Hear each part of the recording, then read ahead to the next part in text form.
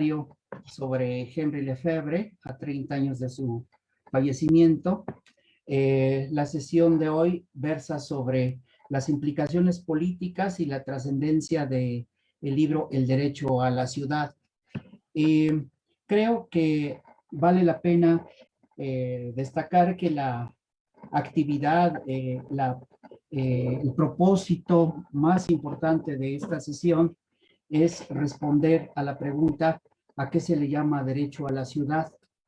Y básicamente, podría adelantar, se trata de una respuesta múltiple.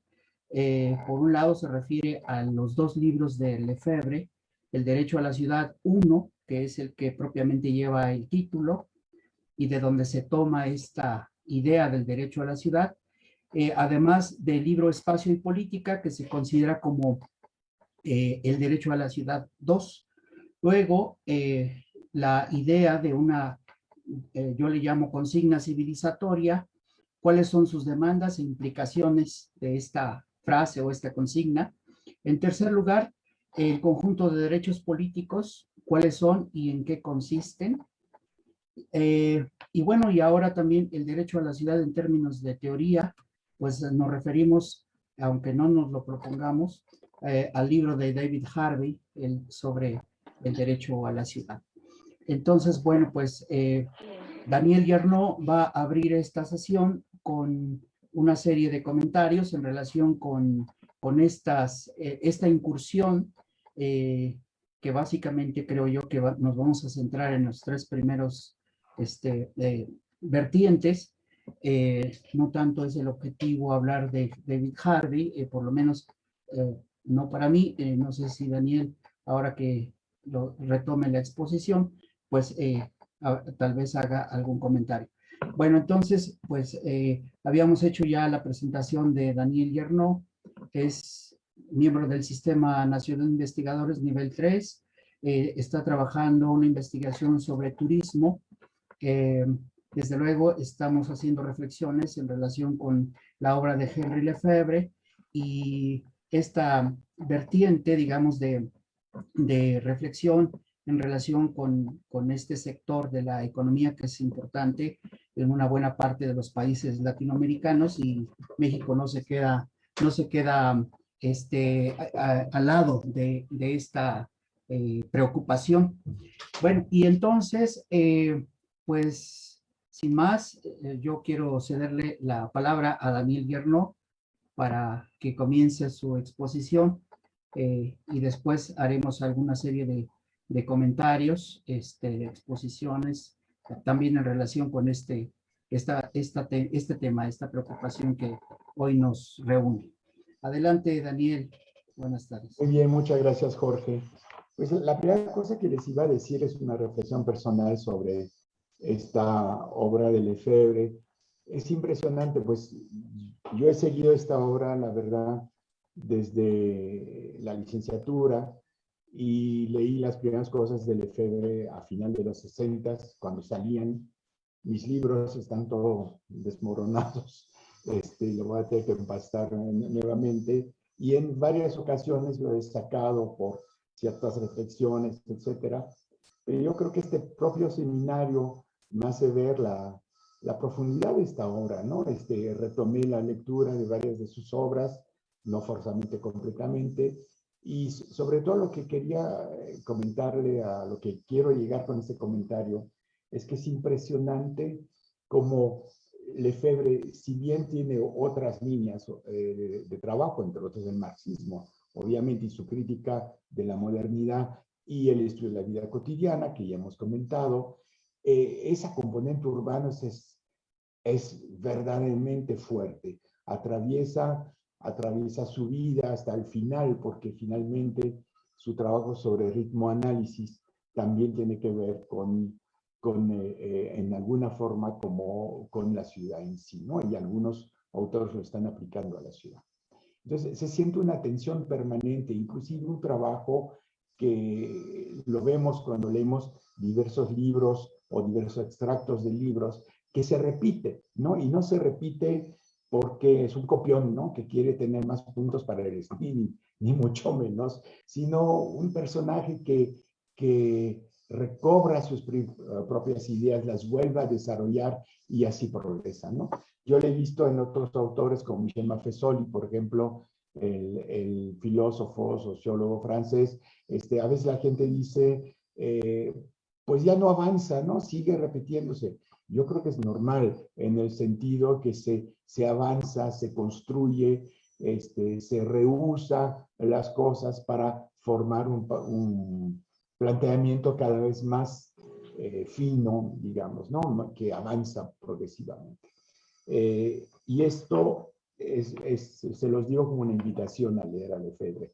De hecho, les quería comentar que hemos reunido entre el doctor Gasca y yo toda una serie de obras de Lefebvre en versión PDF, y yo estaba pensando en la próxima sesión de ponerles en el chat los links para bajar estas diversas obras, y por los que les interesa formarse su biblioteca, porque es importante que no solamente pues nos oigan, y eso les agradecemos estar acá, sino que puedan en un momento dado ustedes mismos meter ese trabajo y avanzar sobre los conceptos, ¿no? Bien, ahora sí entro al libro realmente.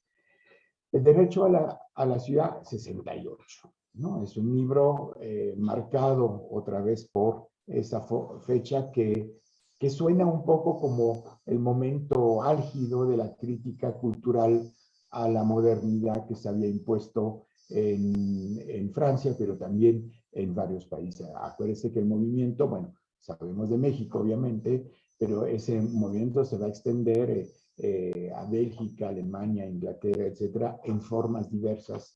Creo que ninguno con la intensidad y la violencia que se tuvo en Francia, pero es un momento crucial.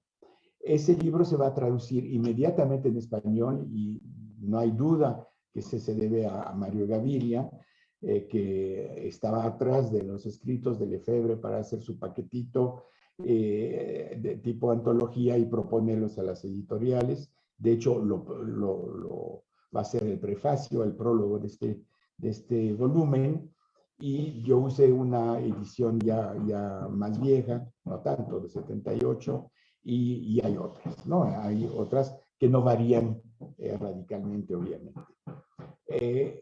Ese tema del derecho a la ciudad ocupa muy poco en el libro, 20 páginas, algo así, pero se volvió como el centro, como la esencia de lo que está dicho, al grado que dos autores franceses, Gregory Busquet y Jean-Pierre Garnier, que quizás lo conocen porque se han publicado varios libros de él recientemente en español, dicen en un texto de 2012 lo siguiente: hasta el famoso derecho a la ciudad parece el perejil de todo tipo de salsas ideológicas. Eso es muy cierto. Desde hace unos 10, 15 años estamos hablando permanentemente del derecho a la ciudad, y ha habido una recuperación postmoderna de las ideas de Lefebvre que varios autores dicen que ha hecho mucho daño a la comprensión del tema. Vamos a regresar sobre esto. Vamos primero a qué dice el libro, ¿no? ¿Qué dice Lefebvre sobre el tema?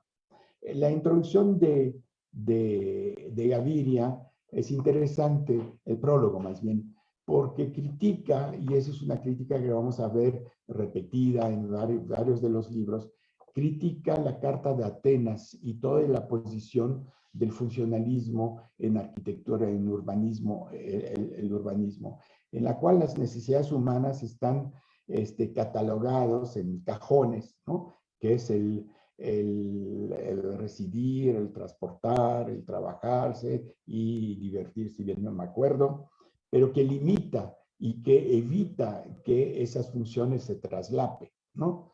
Se trabaja, pero no se puede divertir. Se está en la casa y no se trabaja. Se dan cuenta las mentiras que tenemos ahora con relación a este patrón, cuando uno está en la computadora del lugar de trabajo y se mete a jugar o chatear con los amigos, ¿no? Allá ya mezclamos dos funciones. Y peor ahora, con la COVID, que nos encontramos trabajando en la casa, interfiriendo con la función de habitar. Tema que realmente merece ser estudiado. Y dice finalmente Gaviria, siguiendo a Lefebvre, ¿y qué pasa con el deseo, lo lúdico, lo simbólico, lo imaginativo y entre otras necesidades que tenemos que descubrir. Es decir, tenemos que superar, y no lo hemos hecho, los urbanistas no lo han hecho, superar ese funcionalismo ramplón que introdujo la Carta de Atenas en nuestro conocimiento y nuestra forma de trabajar la ciudad, ¿no? Entre otros, regresar a la calle. La calle, como bien lo reconoció Lefebvre y lo retoma Gaviria, es el cuarto de estar de la ciudad. Y sí, me gustó mucho la expresión. Es el cuarto de estar de la ciudad, ¿no? Donde estamos, donde compartimos con los demás.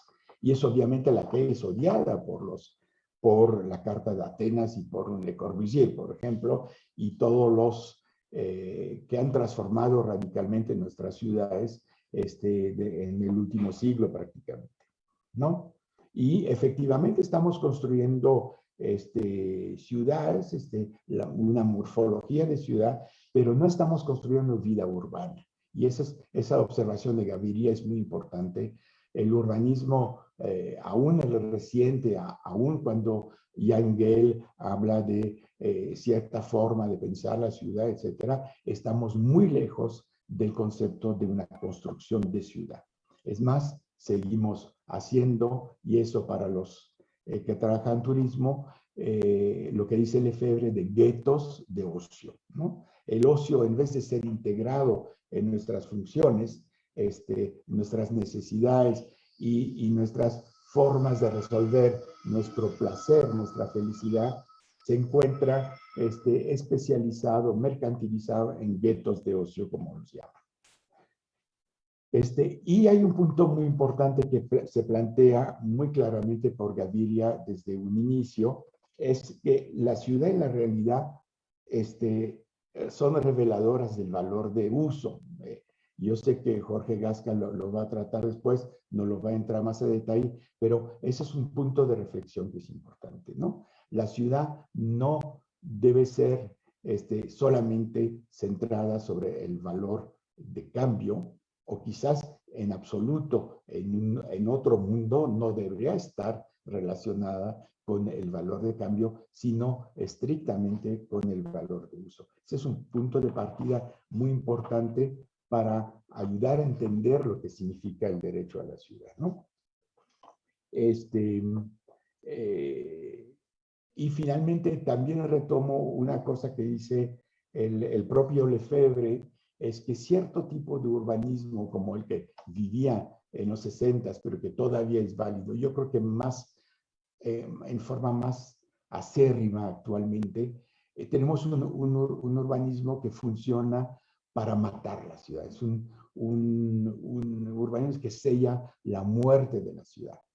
No que no va a haber gente en la ciudad, no que va a funcionar la ciudad, pero no va a funcionar como valor de uso. Bien, entrando al texto. Lefebvre se sitúa en ese tema, el del derecho de la ciudad, en su planteamiento de qué tipo de ciudad tenemos, qué tipo de sociedad nos ha impuesto la modernidad. Es una sociedad burocrática de consumo dirigido. Yo creo que las tres palabras, o las cuatro, son importantes. Una sociedad burocrática, ese es un primer término, y no hay necesidad de explicarlo mucho, todo el mundo lo entiende. De consumo,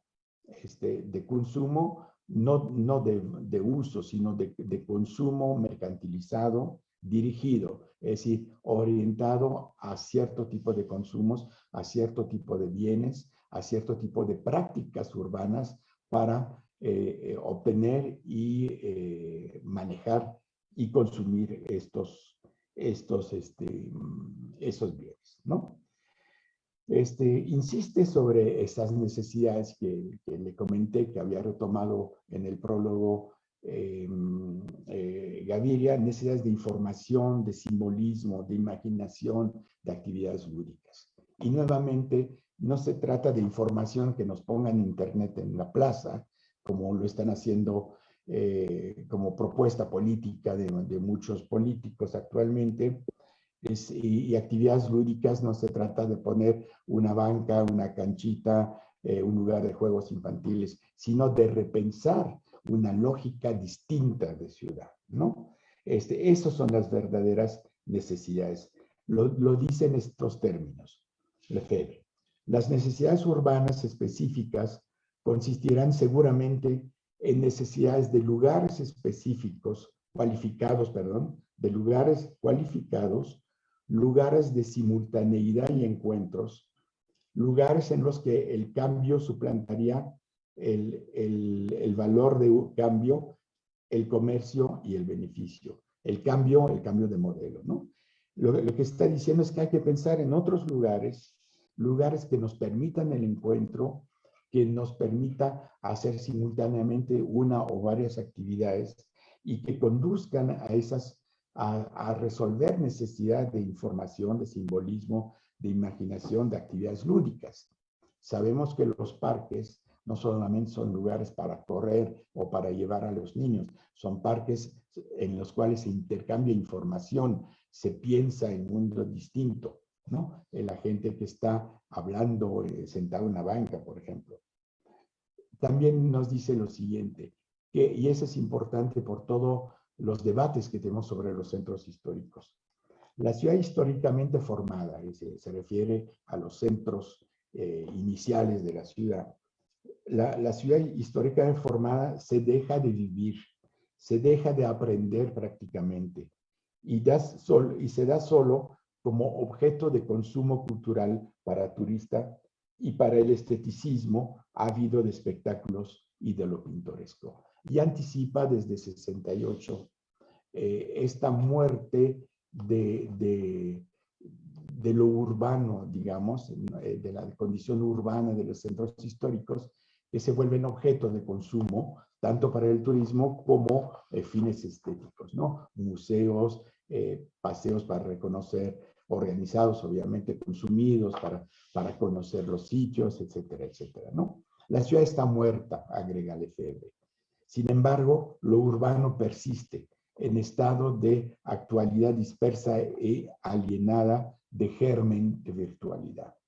Es decir, persiste, y yo creo que esta frase de Lefebvre todavía es válida en la actualidad, en el sentido que lo urbano persiste, la urbanidad persiste, pero está todavía escondida en germen, porque lo grueso de esta urbanidad ha sido destruida progresivamente por la modernidad, ha sido reemplazada como valor de uso que era por el valor de cambio, la posibilidad de comprar, de consumir, de especular inclusive sobre lo que es la ciudad en la modernidad o la hiper o postmodernidad, como la queremos entender.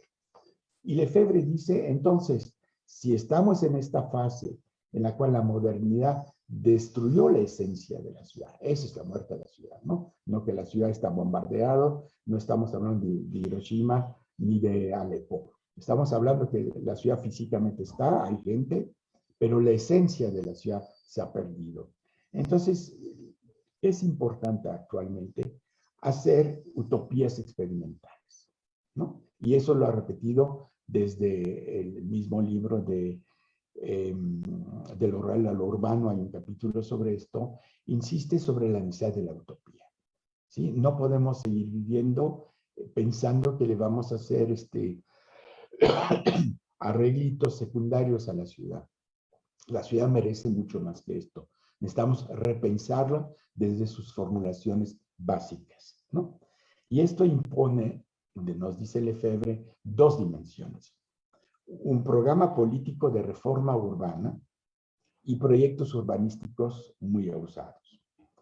En alguna forma podemos decir que el programa político de reforma urbana lo estamos encontrando perdón, en diversas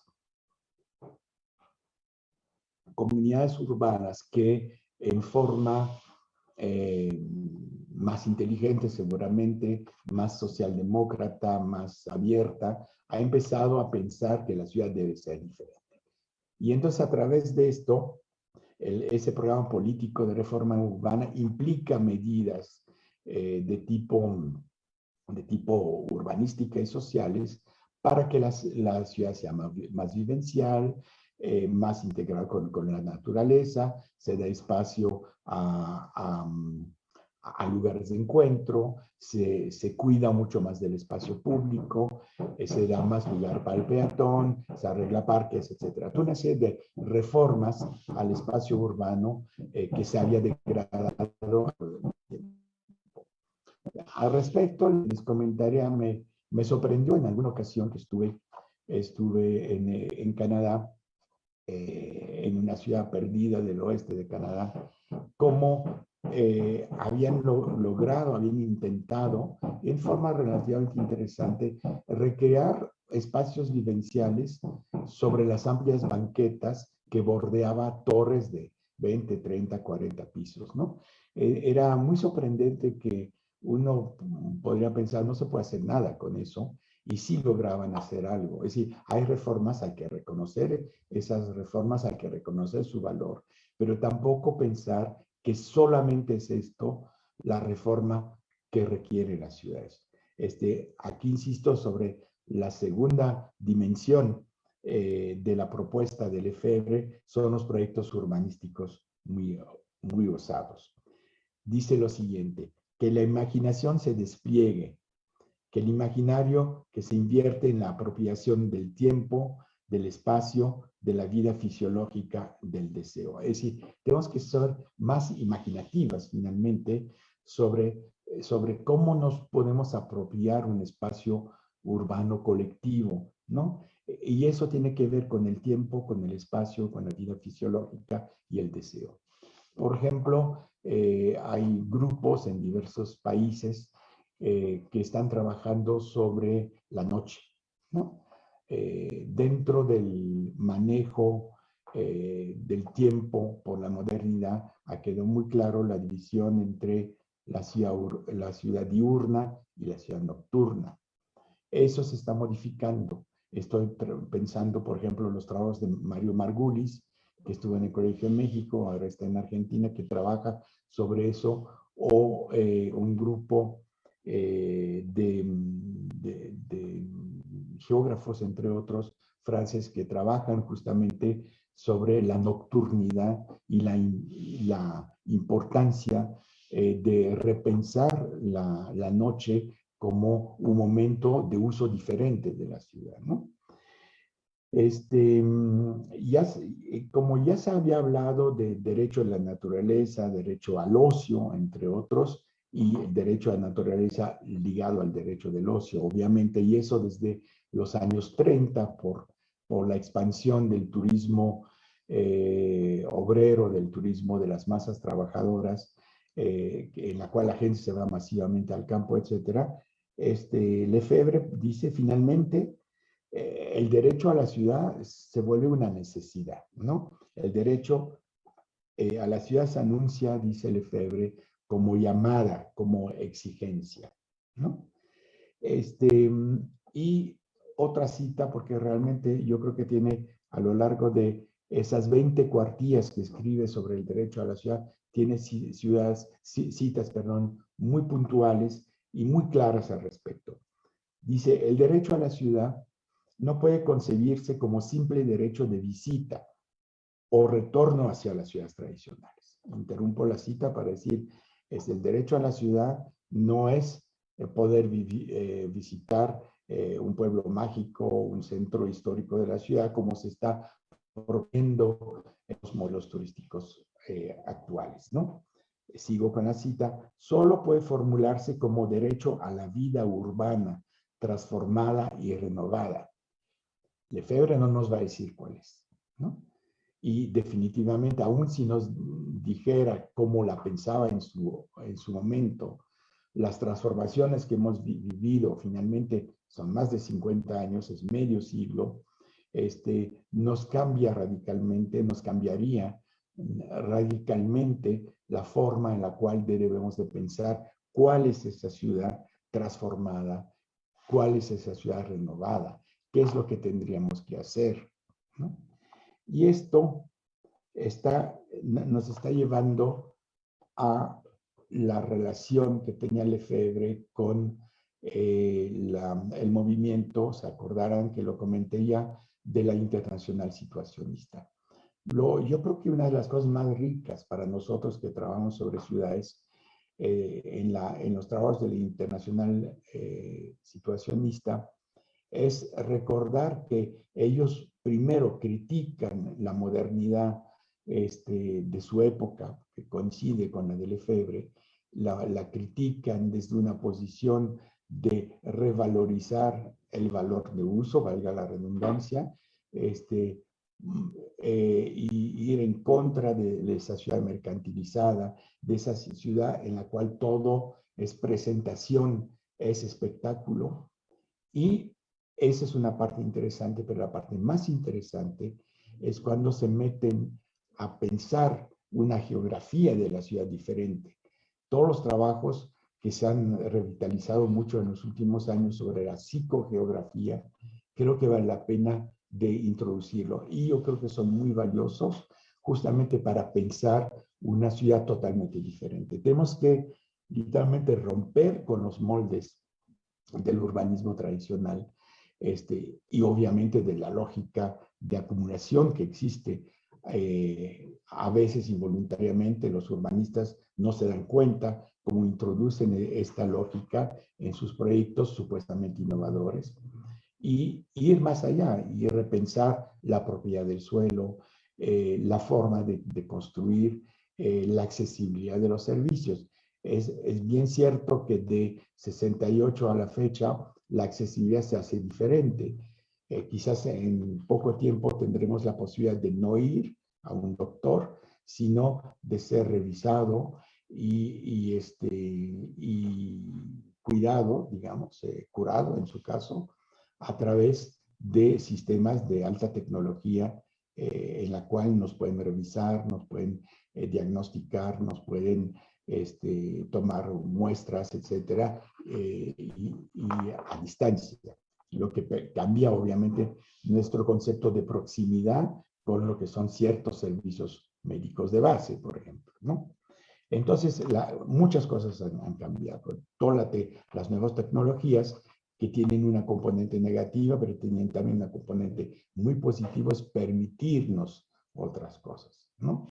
Es evidente que mucha gente tradicional va a decir, tenemos que seguir en las bibliotecas, pero también por otra parte es evidente que tener acceso a las bibliotecas virtuales es una maravilla, ¿no? Yo lo digo como investigador, muchas cosas que he escrito no hubiera podido haber hecho si no hubiera tenido acceso a esa reproducción virtual del conocimiento. Bien. Inclusive Lefebvre no está pensando en una ciudad que sea solamente una componente urbanizada. Dice lo siguiente: poco importa que el tejido urbano encierre el campo. Fíjese qué interesante, ¿no? Y lo que subsiste de vida campesina, con tal que lo urbano, entre comillas, lugar de encuentro, prioridad del valor de uso, inscripción en el espacio de un tiempo promovido al rango de bien supremo entre los bienes, encuentre su base morfológica, su realización práctica sensible. Es decir, no importa si la ciudad integra el campo, y yo creo que es una dimensión importante,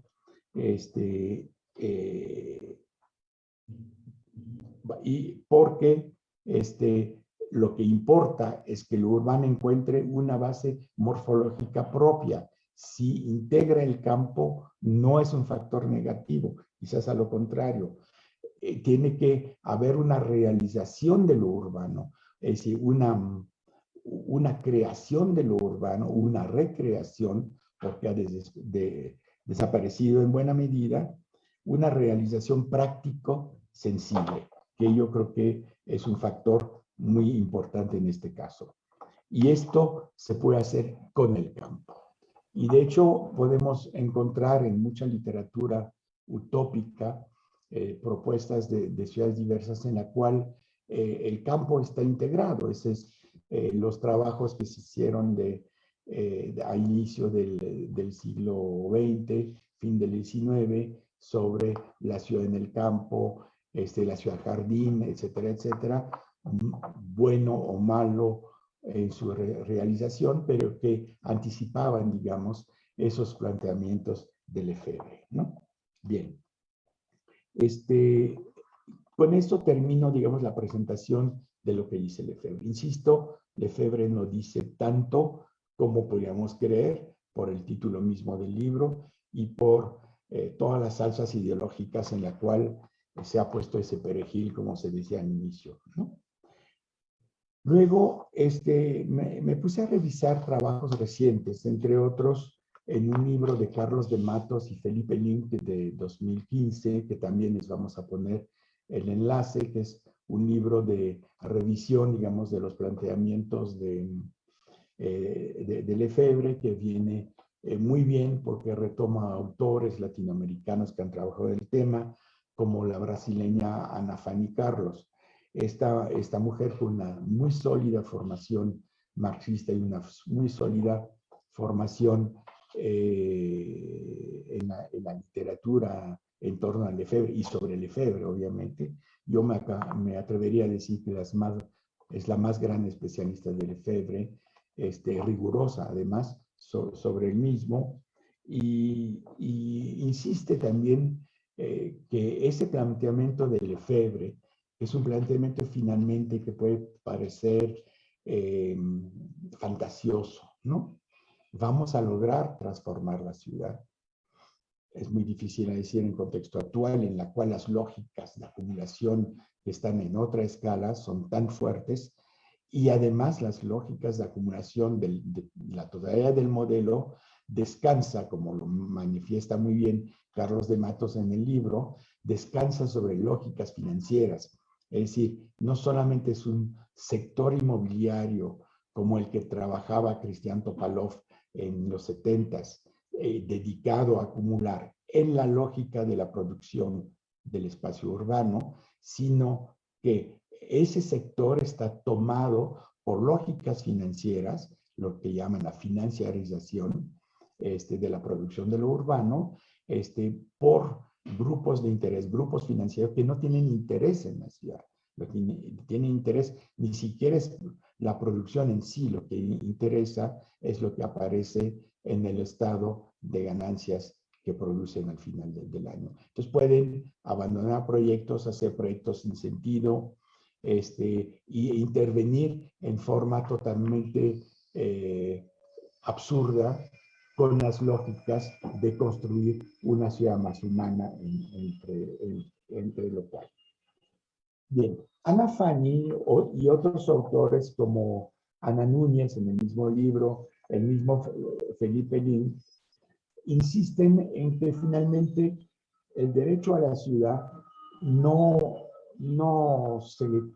se realiza en la simple solicitud del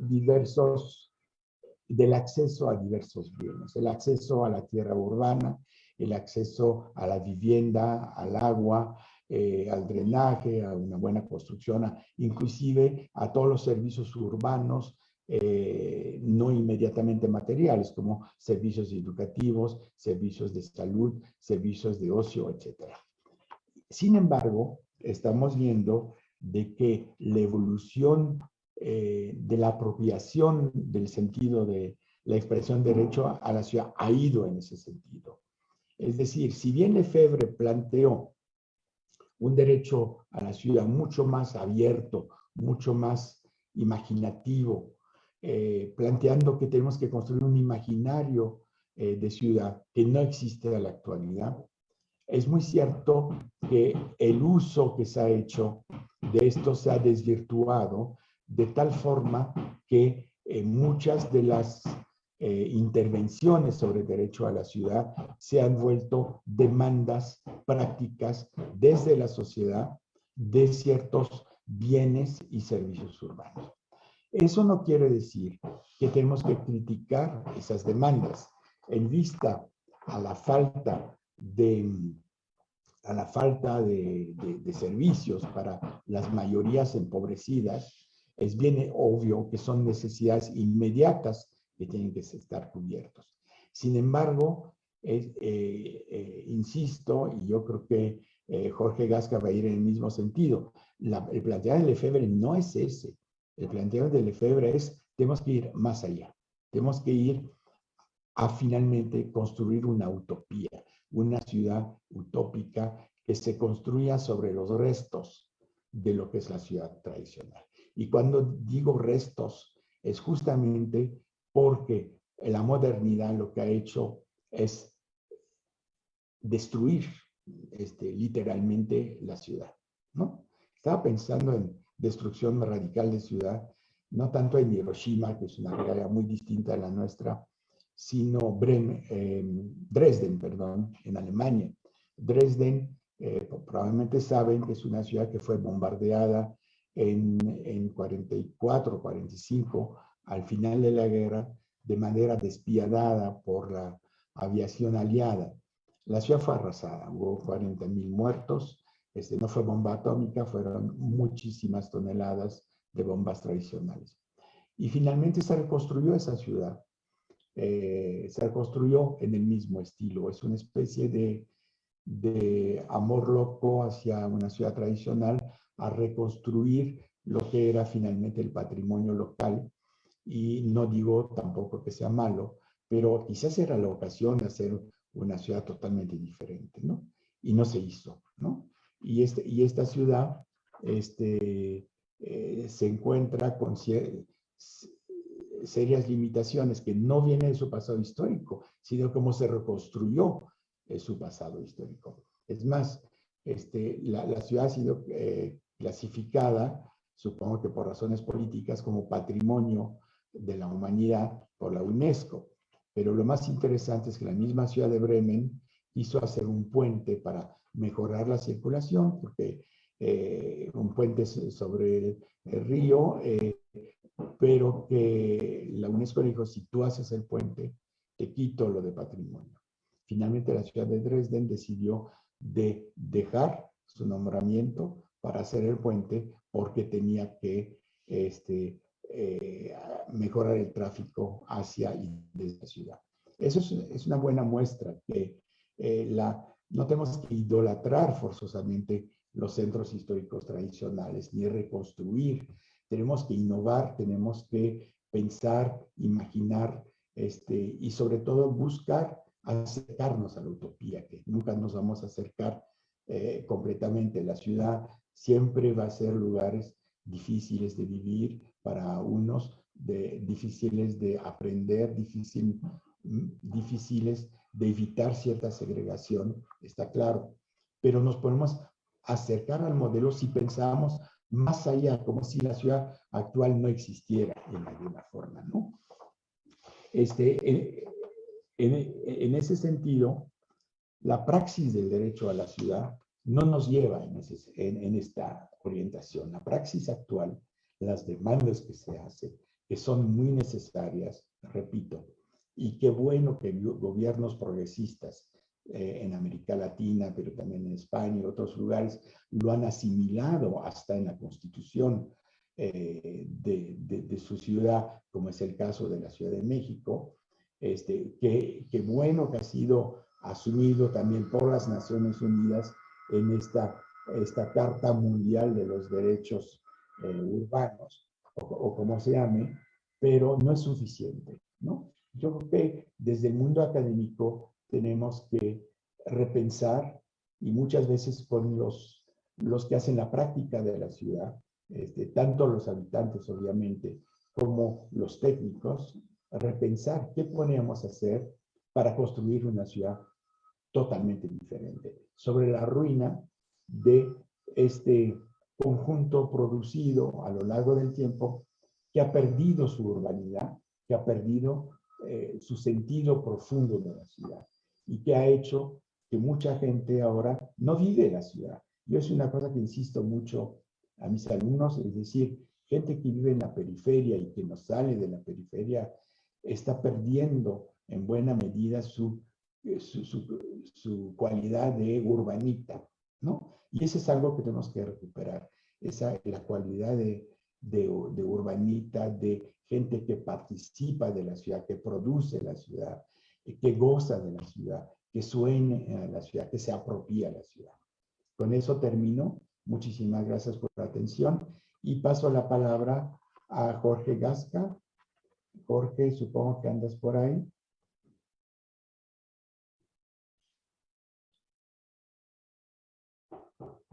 A ver, no lo veo. Me voy a comunicar con él.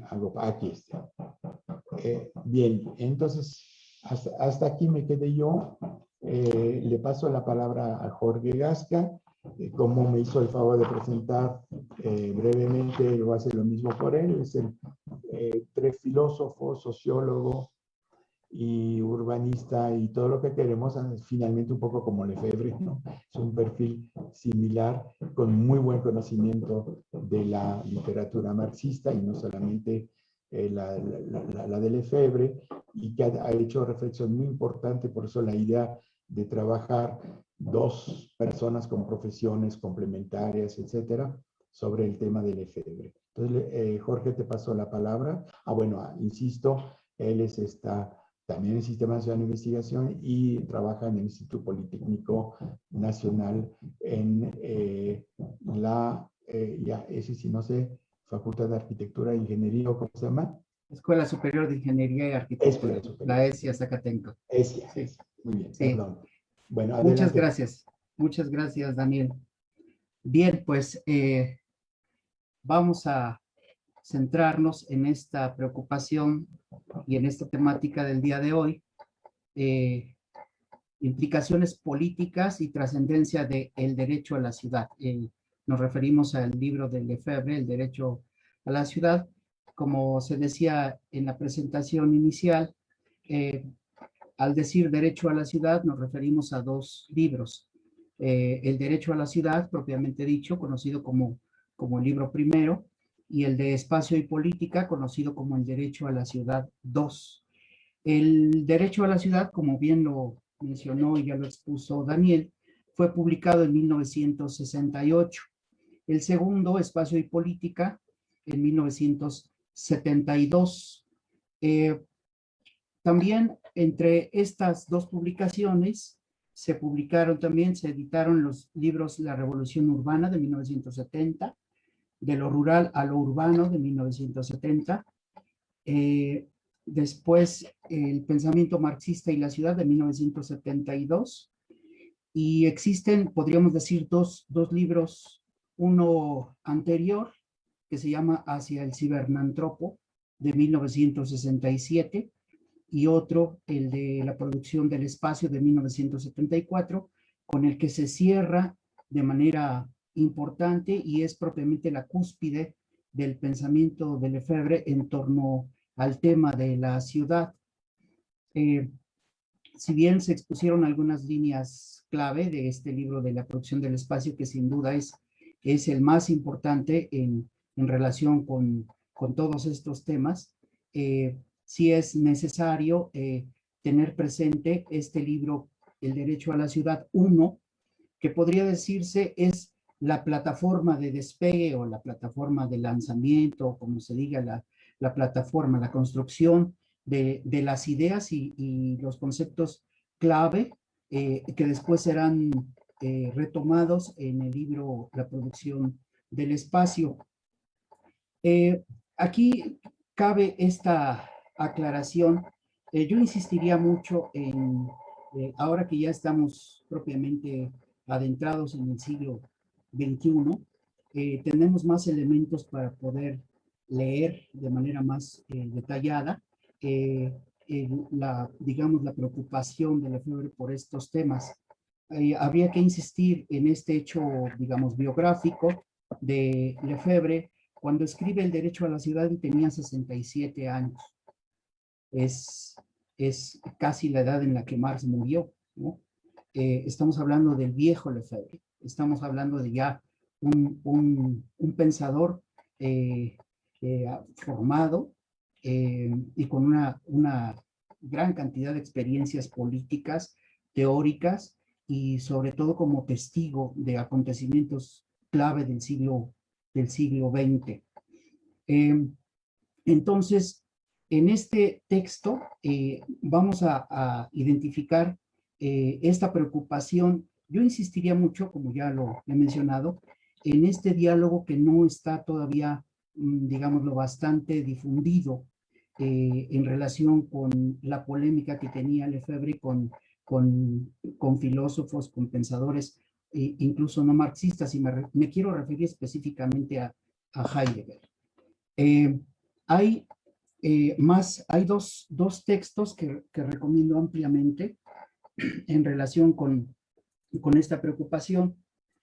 El de Costas Axelos, que se llama Argumentos para una investigación, que es publicado en 1900, o es un texto de 1959, y tiene un apartado que se llama Karl Marx y Heidegger. Es en realidad un diálogo entre Costas Axelos, Henri Lefebvre y Jean Beaufret, en relación al tema de Marx, la relación, digamos, polémica, Karl Marx y Heidegger. Y por otro lado, el texto Introducción a un pensar futuro, de 1966, y tiene un apartado especialmente que hace referencia a Marx y Heidegger, ¿no? De hecho, el subtítulo del libro es Sobre Marx y Heidegger. Es ampliamente recomendable entrar en estas exposiciones que hacen estos pensadores para poder entender cuál es la relevancia que tiene Heidegger en el pensamiento de contrasentido, podríamos decir, a contrapelo de Lefebvre. En este texto mencionado, que se llama Argumentos para una investigación, están dialogando, y Lefebvre comenta que en 1930 él formaba parte de un grupo que se llamaba La superación de la filosofía. Obviamente esa es una frase de la ideología alemana de Marx, y tenían esa preocupación de cómo ir más allá de la filosofía. Estamos hablando del joven Lefebvre, de 29 años, y que estaba propiamente polemizando con todo aquello que tratara de establecer una filosofía o una ontología, una metafísica de la sociedad o del mundo, etcétera. Y comenta que él leyó a Heidegger, y se refiere a la edición alemana de Sein und Zeit, Ser y Tiempo, que se lo prestó George Ball, y por cierto, por ahí dice, un poco con sarcasmo, dice, sí se lo devolví, sí le devolví ese libro. Quiere decir que lo leyó en alemán. Lefebvre no tenía dificultad para leer las obras de Marx en alemán, ni tampoco conocer las publicaciones de filosofía que se hacían, que se editaban en esos años, y me estoy refiriendo al Ser y el Tiempo, que es de 1927. Bueno, con eso quiero evidenciar que Lefebvre no desconocía una buena cantidad de textos en relación con esta polémica con Heidegger, y que se van a vislumbrar, a visualizar en diversas partes de sus textos, sobre el tema del habitar, sobre la tecnología, sobre el pensar sobre, el pensar en. Eso son expresiones de Heidegger. Incluso esto que está de moda ahora, y que decir pensar sobre la ciudad, pensar sobre la tecnología, o pensar sobre tal o cual cosa, esa es una expresión heideggeriana, lo sepamos o no lo sepamos. Tiene un artículo llamado ¿Qué significa pensar, o a qué se le llama pensar? Was heißt denken? Ese texto es de los años 30, y justamente ahí hace esta explicación de la diferencia entre pensar pensar sobre, o pensar la ciudad, o pensar la modernidad, o pensar cualquier tema. Lefebvre lo retoma en distintas partes de sus textos, y de hecho en este libro de El derecho a la ciudad, hace referencia a esta idea. Yo los invito a que consulten, bueno, pues parece comercial, pero los invito a que consulten mi libro Pensar la ciudad, justamente con esta idea. Es una confrontación entre Marx y Heidegger, que es propiamente consecuencia de la tesis doctoral que dirigió Bolívar Echeverría, y hace referencia a una serie digamos, conflictos que hay entre estos dos pensadores, y así se llama, el subtítulo es Entre ontología y hombre, precisamente como parte de esta serie de reflexiones en torno a este problema del contenido filosófico de los textos de Lefebvre, porque justamente se hace necesario pensar sobre, es decir, pensar más allá de, propiamente en este caso, los dos libros, El derecho a la ciudad y Espacio y política. Bueno, para esto pues les recomiendo también ampliamente leer mi artículo Henry Lefebvre y el derecho a la ciudad, exégesis desde sus tesis sobre la ciudad, publicado por una revista colombiana, Bitácora, y bueno, y a partir de ahí pues se podría construir, polemizar, se vale mucho establecer estas polémicas y bueno, pues hacer una crítica si fuera necesario a este trabajo. Bueno, entonces, propiamente haciendo el análisis de estos dos aspectos que mencioné al principio sobre lo que significa el derecho a la ciudad y en este caso haciendo referencia a dos libros, el siguiente punto sería el de la consigna civilizatoria, que después de terminar este breve análisis realizaré. Bueno, pues si hacemos un análisis, eh, una eh, separación de los elementos que integran estos dos libros, pues encontraremos aspectos básicamente pues destacables, ¿no? Primero, si revisamos el texto de el derecho a la ciudad 1, pues encontramos 15 partes y justamente la parte final, que son las últimas 5 páginas, se llama Tesis sobre la ciudad, lo urbano y el urbanismo. Y se encuentran también algunas otras preocupaciones sobre la industrialización y la urbanización, sobre la relación entre filosofía y ciudad, la filosofía de la ciudad, las ciencias parcelarias y la realidad urbana, este gran problema que es la metafilosofía y la transducción como un método y algunos elementos sobre la teoría de, para y sobre la ciudad, ¿no? Y finalmente dos aspectos clave, la consigna histórico-civilizatoria, el derecho a la ciudad, que vendría a ser la tesis 7 de estas últimas 5 páginas, y las ya citadas tesis sobre la ciudad. El libro Espacio y Política está integrado por, pues, yo encontré 6 partes.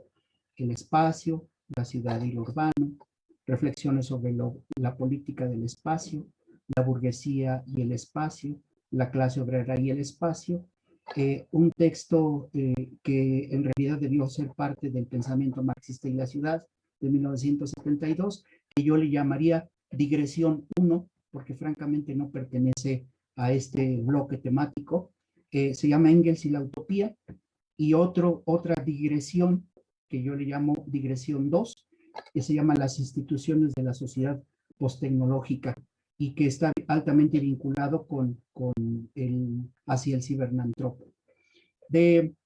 Así, en general, es este el contenido, digamos, global de los dos libros.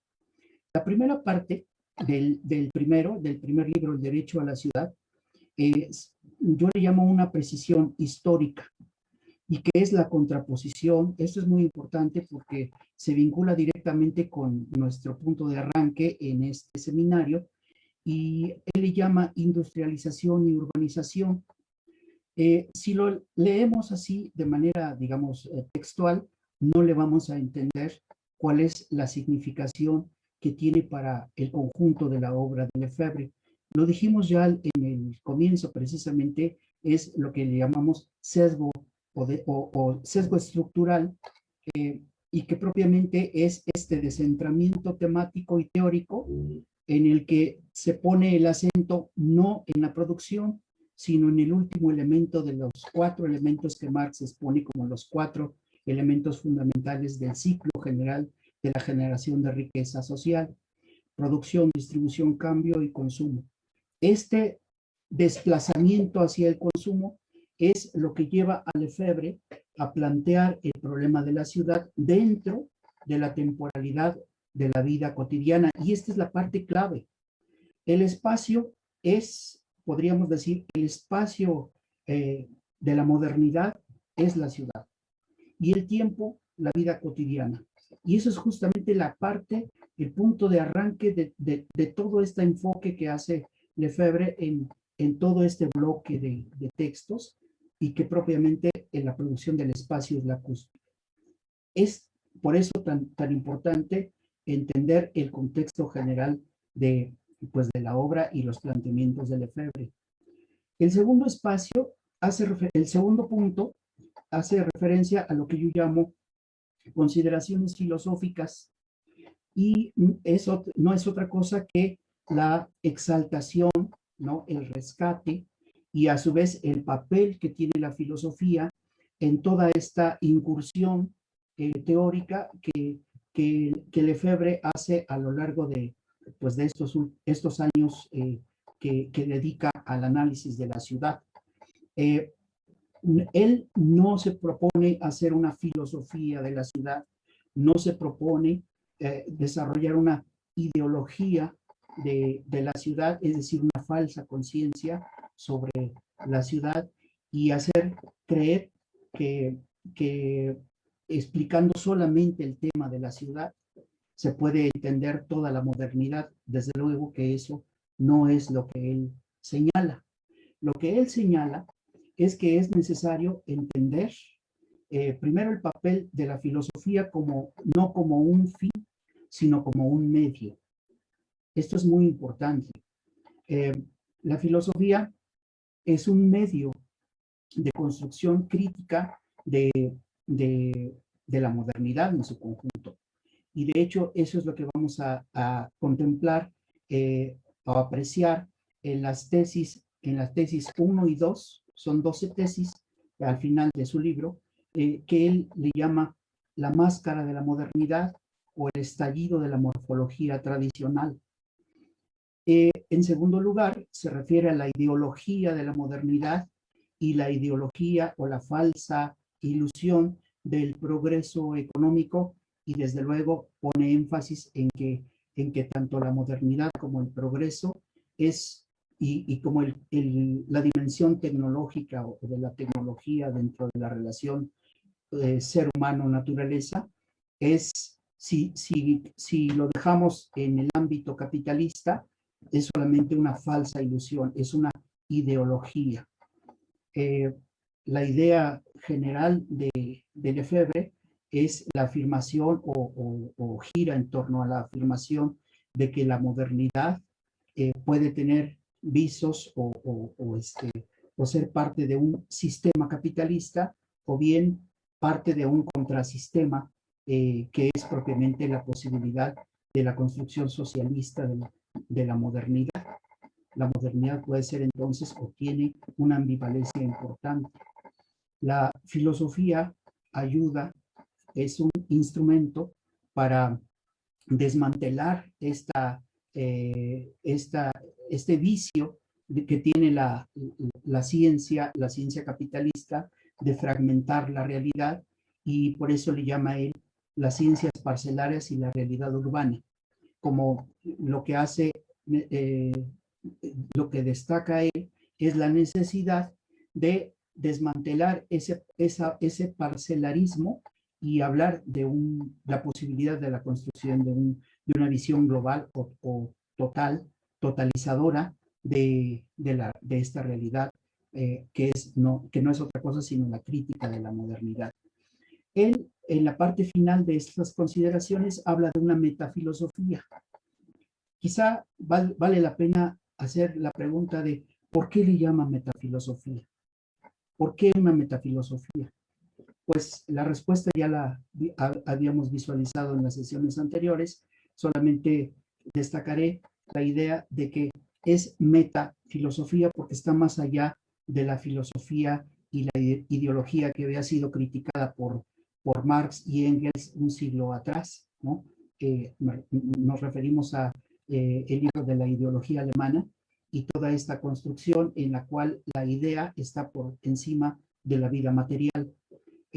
La metafilosofía iría en un sentido contrario y justamente en ese sentido es como construye toda digamos, esta base teórica que él la destaca en una de sus tesis sobre del libro de la producción del espacio y que la finca diciendo que la producción del espacio se construye, o la teoría sobre la producción del espacio, se construye a partir del materialismo histórico y el materialismo dialéctico.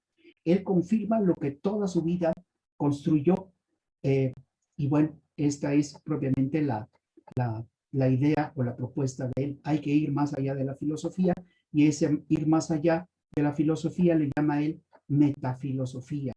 Por eso es que el texto que publicó, uno de sus textos es Karl Marx, una metafilosofía de la libertad, que recientemente publicó Itaca en México. El método que él utiliza le llama transducción, que dice él, no sería otra cosa que pensar en un objeto posible y que propiamente está en nuestro horizonte histórico. Y es propiamente lo que desarrolla en su libro La Revolución Urbana de 1970. Y hace referencia también a la reforma urbana. Construye una escala de 0 a 100 y nos dice que nos estamos aproximando a la urbanización total del planeta. Cuando la revolución urbana se haya realizado, es parte, en parte, cuando el planeta en su conjunto sea urbanizado, pero eso no es suficiente, como lo demostrará en distintas partes de su texto. Es una condición, digamos, inexorable que estamos atravesando, pero no se llega de manera inmediata a una revolución propiamente dicha. Bueno, entonces este postulado o esta hipótesis, o le llama él hipótesis estratégica, es propiamente lo que llama una transducción, es ir más allá de la realidad a partir de una hipótesis construida desde un objeto virtual, en este caso, la urbanización total del planeta. Así podría, en todo caso, decirse en relación con este punto clave. La invitación, desde luego, es a leer el libro de la Revolución Urbana y revisar esta serie de ideas que están planteadas en ese texto. Después viene un conjunto de apartados que podrían considerarse como los elementos de una teoría de, para y sobre el estudio de la ciudad, en donde se habla sobre la especificidad de la ciudad y propiamente la dimensión no de la ciudad como un producto en términos mercantiles, sino la ciudad como una obra. Hace la distinción entonces entre producto meramente mercantil, podríamos decir atravesado por el valor de cambio, y la obra, que es propiamente la dimensión del valor de uso. Esta distinción es fundamental para toda la construcción argumental que desde luego la utiliza en la producción de El Espacio del libro de 1974.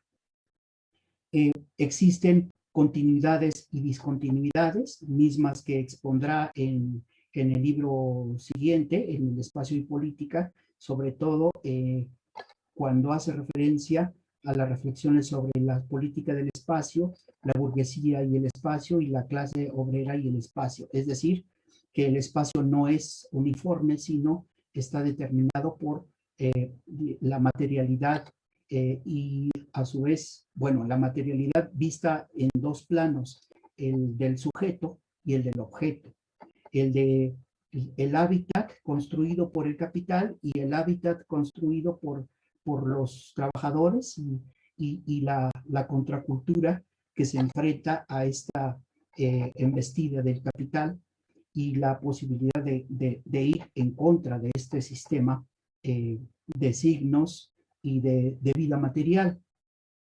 Bueno, y entonces nos refiere a los distintos niveles de realidad y de análisis.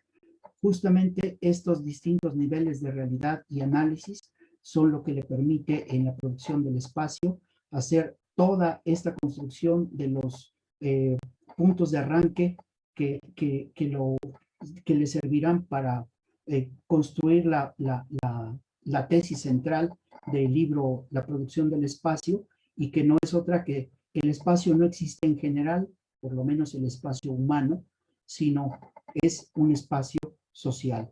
No tendría uno que perderse en esta idea del espacio abstracto de los matemáticos, los astrónomos y los físicos, sino tendría que construirse un espacio que está surcado y está significado por la temporalización, por la plasmación del tiempo en este espacio.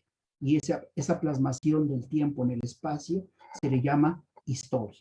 Esa idea está visualizada desde esta parte del libro del derecho a la ciudad y está propiamente desarrollada en una buena parte de la producción del espacio urbano. La ciudad y el campo, pues es una exaltación de lo que expondrá en el libro De lo rural a lo urbano, y que hace una exaltación, una resaltación de la dimensión que no es posible entender, me refiero a la urbana, sin su contraparte que es la vida rural. De lo rural al urbano, o la relación entre campo y ciudad, es un diálogo permanente que desde luego Lefebvre nunca niega. Si bien en esta etapa de la integración de su obra crítica pone el acento en la ciudad, pero nunca abandona la perspectiva, podríamos decir, dual o de relación de un proceso dialéctico entre lo rural y lo urbano. Termina entonces con una pregunta sobre perspectiva o prospectiva, y desde luego él se inclina por la idea de la perspectiva, es decir, de esta visualización de la realidad a partir de algo así como un punto de fuga, desde el cual es posible caracterizar y estar en contra o construir de manera sistemática los puntos necesarios para establecer un contrasistema. No le gusta la idea de sistema. Lo expresará en el libro de Así el cibernantropo, y dice que la idea de sistema, la idea de sistema se acerca al totalitarismo. Sistema se refiere al capitalismo o incluso al socialismo como una imposición de cierta doctrina y un aniquilamiento del pensamiento crítico y de las posibilidades de construcción utópica de la realidad. Entonces, pues este punto es importante, y con esta reflexión hace, podríamos decir, una invitación a considerar la modernidad como una etapa, o mejor dicho, un proceso histórico que está surcado en un momento por la condición capitalista o por el hecho capitalista, como le llama él, pero por otro lado, también su negación, ir más allá del sistema. Esa es la propuesta que hace tanto en esta parte como en el libro de Hacia el cibernantropo, que publica en 1967. Después viene esta consigna histórico-civilizatoria, que es propiamente el derecho a la ciudad. Voy a dejar este punto para la segunda parte de esta exposición breve, y quiero referirme, espero tener todavía el suficiente tiempo para mencionar podríamos llamarle 4 bloques que integran el libro El Derecho a la Ciudad 2. El primero, que es elementos de una teoría de, para y sobre el espacio. Propiamente en ese primer apartado son 6, el primero y el tercero. El primero es el espacio, el tercero, la ciudad y lo urbano, pues hacen referencia, el primero, a lo que ya expondrá en la producción del espacio, haciendo referencia a esta necesidad de ir más allá del análisis abstracto de la física, las matemáticas y de la astronomía, ¿no? Hace referencia a la necesidad de pensar el espacio como un espacio social, que propiamente desarrollará entonces en prácticamente todo el libro de la producción del espacio. Aquí solamente da una pequeña probadita, una pequeña eh, muestra o reflexión en torno a lo que se avecina como una discusión en relación con los filósofos o contra los filósofos o la filosofía, contra el pensamiento abstracto y contra eso que le llama él posteriormente el espacio mental. Aquí ya visualiza esta diferencia entre el espacio mental y el espacio vivido, ¿no? Y el espacio imaginado, pensado.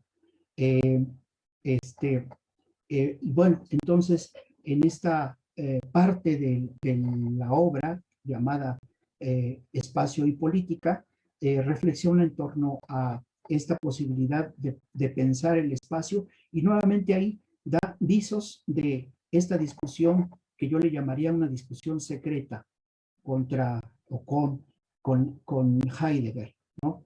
Eh, eh, Propiamente, como ya lo habíamos comentado de manera breve en otra ocasión, y lo puedo decir también de manera breve, la, la idea de que el espacio no es, sino que el espacio se da, por un lado esa discusión, por otro lado, la idea de que el ser humano es un ente espaciario o espacial y también es un ente temporal o temporario. Eh, Se refiere a propiamente esta discusión que mantendrá con Heidegger de manera secreta y que, o digamos, oculta.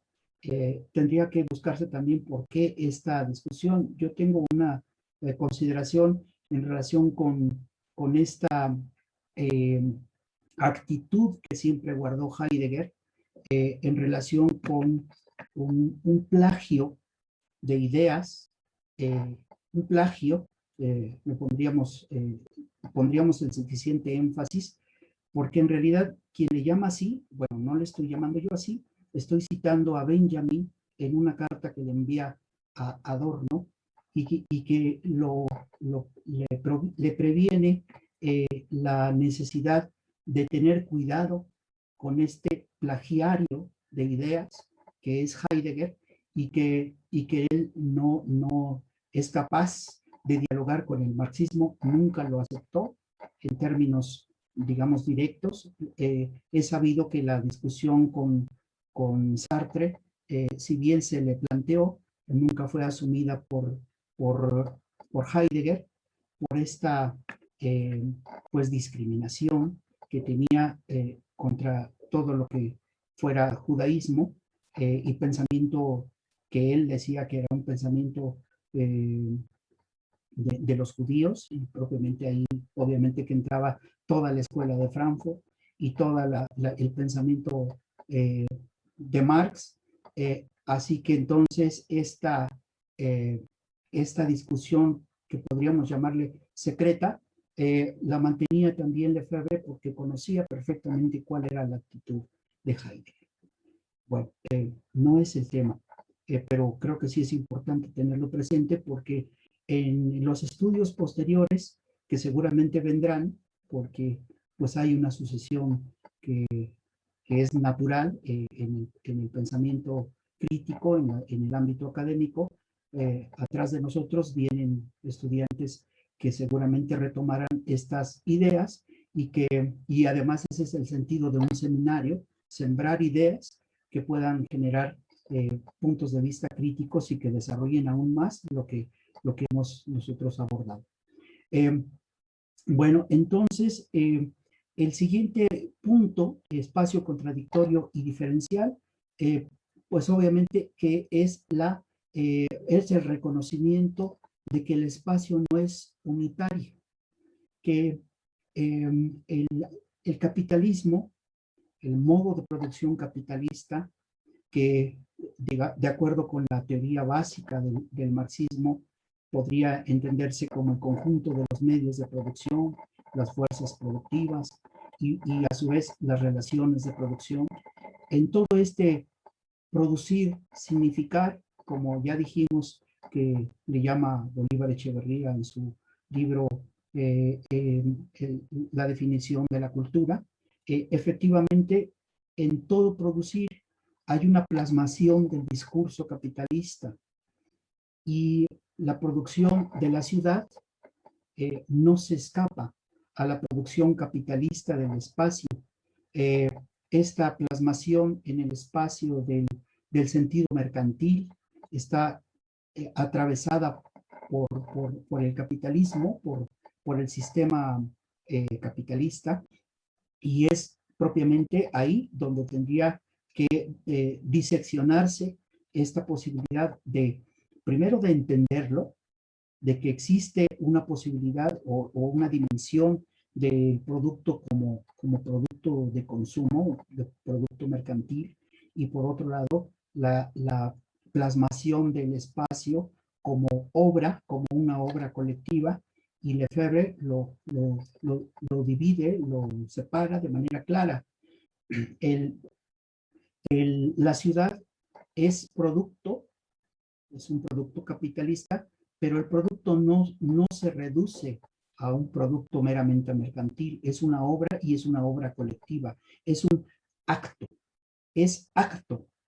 Y esa es justamente la propuesta más radical de Lefebvre en esta serie de consideraciones, porque además de distinguir la dimensión semiótica de la plasmación del discurso capitalista, dice él que el signo o el discurso no se refiere al lenguaje escrito, sino que hay un tipo de lenguaje que está más allá del lenguaje gráfico, y que es propiamente el lenguaje que los seres humanos establecen en sus relaciones humanas, el acto social. Ahí es donde radica una de las propuestas más importantes de Lefebvre. Y entonces el sujeto del acto contrasistémico, contracultural, es la clase obrera que expresa su descontento con el espacio burgués, el espacio que domina la burguesía, y es ahí propiamente el espacio que él le llama espacio diferencial y espacio contradictorio. Eso lo expresará de manera mucho más detallada en el libro de la producción del espacio de 1974. Existen dos digresiones más. Creo que ya no me da tiempo de expresar, de desarrollarlas. Son interesantísimas, sobre todo la segunda, que le llama las instituciones de la sociedad posttecnológica.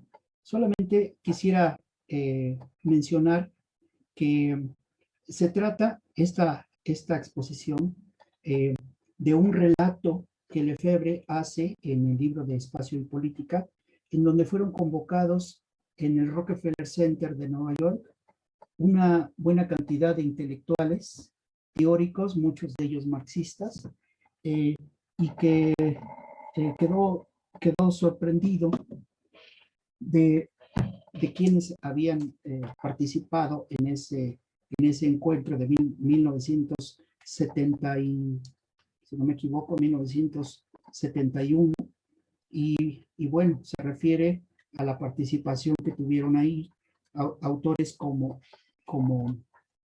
él mismo, como Jacobson, como Humberto Eco, como Roland Barthes, como Octavio Paz, como Jean Baudrillard, como Manuel Castells, como Alain Tudel, y él mismo, ¿no? Y Henry Lefebvre. Y relata los días que estuvieron en Nueva York y la experiencia que tuvo él, pues de que propiamente le cortaron su exposición, y en este texto de Espacio y Política lo expone completo, ¿no? Le llama él el espacio, la producción del espacio, la economía política del espacio, y es como un adelanto de lo que más 2 años después publicará bajo el título de espacio, la producción del espacio. Lo que llama la atención de este acontecimiento es que de la misma forma que más o menos 10 años atrás se había hecho en América Latina, me tocó la experiencia de hacer un libro que se llama eh, El cantor con el sol en el sombrero, León Chávez Teixeiro, Canto Épico y Revolución. Él, además de ser músico, es pintor, y hay una anécdota que lo mencionaré de manera muy breve. En 1964, él metió a concurso, convocado por el Museo de Arte Moderno, y hay que decirlo, había 18 museos de arte moderno en América Latina, el de México era uno de ellos, convocó a jóvenes pintores, y, y ahí participaron, entre otros, Arnold Belkin, Manuel Felgueres, Juan Soriano, León Chávez Teixeiro, Vladi, José Luis Cuevas y, y otros, una gran cantidad, fueron 70 y tantas obras las que propusieron o sometieron a concurso. La de León Chávez Teixeiro fue una llamada El Rey de la Creación. Lo interesante de este acontecimiento es que el Rockefeller Center, ahora se sabe con documentos, eso está altamente documentado. Hay un texto que se llama La CIA y la Guerra Fría del Arte. Ese es ampliamente recomendable precisamente para cotejar estos datos que los obtuve de ese texto. Y bueno, consistía en el control que tenía el Rockefeller Center de las obras de los pintores jóvenes de América Latina, que tenían un doble cometido: premiarlos, por un lado, entre comillas, premiarlos, darles el premio en efectivo, comprar las obras, quedarse con las obras, exponerlas en el Museo de Arte Moderno de Nueva York, y mataba, podríamos decir, 2 pájaros de un tiro, o tal vez 3, ¿no? Primero, descentrar o, digamos, la capital del arte de París y trasladarla a Nueva York, controlar las obras, comprar las obras de los pintores jóvenes, y por otro lado, desplazar del panorama artístico a todo aquello que tuviera que ver con el realismo socialista. Los pintores de la ruptura en México son, o se denominan así, porque hacen una ruptura con el realismo socialista. Y justamente esa digamos, cualificación se la atribuyeron a la obra El Rey de la Creación de León Chávez Teixeiro, y fue descartada aunque era una de las principales candidatas para recibir ese premio.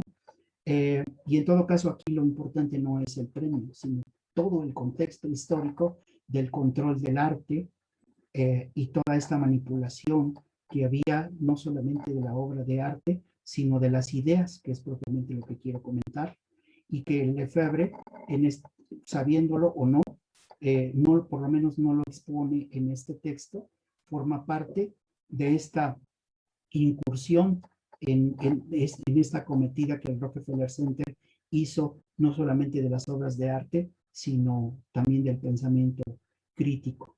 Con eso cerraría esta exposición. Hay mucho más que decir, desde luego, mucho más que reflexionar en torno al ir más allá de lo que dice el texto, y que creo que sería propiamente una invitación para que quienes vienen atrás continúen con este trabajo que apenas, digamos, se empieza a vislumbrar y a proyectar. Entonces, ahí dejaré mi exposición y pasamos a los comentarios, preguntas, Daniel y los invitados, quienes están asistiendo a este seminario. Daremos paso entonces a esa parte. Sí, aquí estoy. Regresé. Hay un par de preguntas de Luis Acevedo. Pregunta para ambos exponentes. Usualmente se critica al marxismo y sus representantes que no se ocuparon del desarrollo de un pensamiento sobre la naturaleza y el ambiente. Pregunta si Lefebvre se ocupó de esos temas. Te dejo empezar con este tema, si quieres, Jorge. Sí, claro. Gracias. Luis, yo creo que si bien no tenemos un libro sobre la relación o una extensión o un documento altamente extenso sobre el tema de la naturaleza, yo creo que sí está considerado tanto en el libro de la producción del espacio como en este texto de El derecho a la ciudad.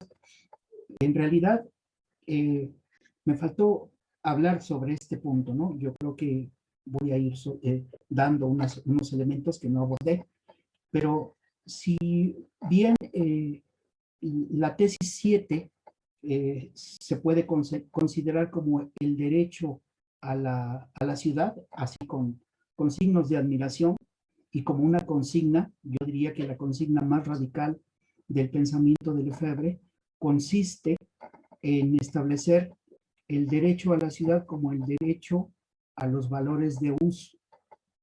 Y eso es justamente una parte importante. El derecho a la ciudad, desde luego, en la teoría marxista, que toda su vida defendió Lefebvre, hay que decirlo, y nunca abandonó, se refiere en primer lugar a la relación o a las fuentes de todos los valores de uso, como lo dijo Marx en la crítica del programa de Gotha, es la naturaleza. La fuente de toda riqueza es la naturaleza. Lo expone Lefebvre sobre todo en el libro de la producción del espacio. Sí lo retoma y es retomado de manera altamente radical y está en el fondo de esta consigna que podría considerarse como una consigna civilizatoria de Lefebvre. La consigna más radical es considerar a la ciudad como uno de los grandes aportaciones de la humanidad, y se podría entender también el derecho a la ciudad como el derecho a los bienes civilizatorios, en los cuales se incluiría el derecho a la naturaleza, el derecho a la ciudad en términos del habitar y del hábitat, el derecho al trabajo, el derecho al tiempo libre, el derecho al progreso, entendidos de una manera no capitalista, también el derecho a los valores de la humanidad que están potenciados en la ciudad y en su conjunto, bueno, pues ese conjunto de derechos ciudadanos o derechos civiles que forman parte de esta dimensión de lo humano que Lefebvre destacó pues prácticamente en todo este conjunto de obras, y que desde luego nunca niega esta necesidad del metabolismo hombre-naturaleza, ¿no? Se sabe que Marx usó este diálogo, podríamos decir, conflictivo en el que el capitalismo es un depredador eh, y esta defensa de la naturaleza es justamente o consiste o es parte de esta consigna o de esta orientación que propiamente el marxismo hace a lo largo de, pues sobre todo en el siglo XX, de la naturaleza como la fuente de todos los valores de uso. Creo que es lo que podríamos decir. Sí, yo agregaría una cosa a partir del texto mismo. Estaba repasando mis notas justamente para encontrar la cita. Déjame, así claro.